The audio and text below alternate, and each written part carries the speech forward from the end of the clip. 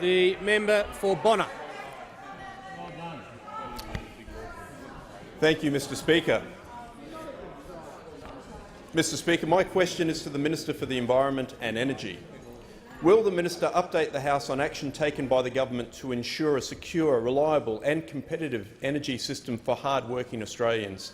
Is the minister aware of any obstacles to achieving this? The Minister for the Environment and Energy. Thank you, Mr Speaker, and I thank the member for Bonner for his question and acknowledge his deep concern about the rising electricity prices for those in his electorate, like major businesses like Incitec Pivot at Gibson Island, who have 80% of their input costs being linked to energy costs, Mr Speaker.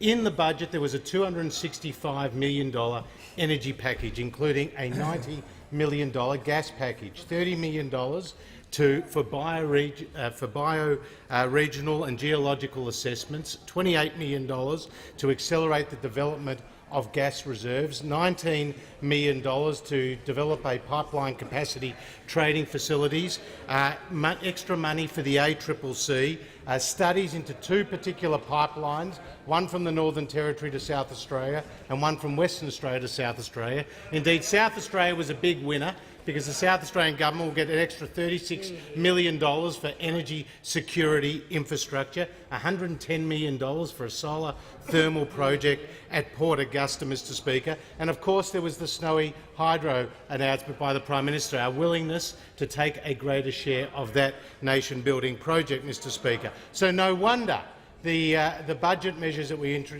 announced last night were welcomed by Energy Networks Australia, who said, "We welcome government support for many measures to keep the lights on." The Clean Energy Council, a sensible package of initiatives worth $265 million to facilitate the transition of the energy sector, and support from the Minerals Council, APPEA and others, Mr Speaker. So therefore I was quite perplexed to see tweets go out from the member for Port Adelaide and from the member for Melbourne minutes after the Treasurer's speech, saying there was nothing in the budget for energy, nothing in the budget for renewables, nothing in the budget for climate change, when we announced, of course, $110 million for a solar thermal project and, of course, a major investment in the Snowy Hydro scheme. And if the member for Melbourne had a look at his own renewables document, 9 times in that document it mentions hydropower and pumped hydro facilities as being an important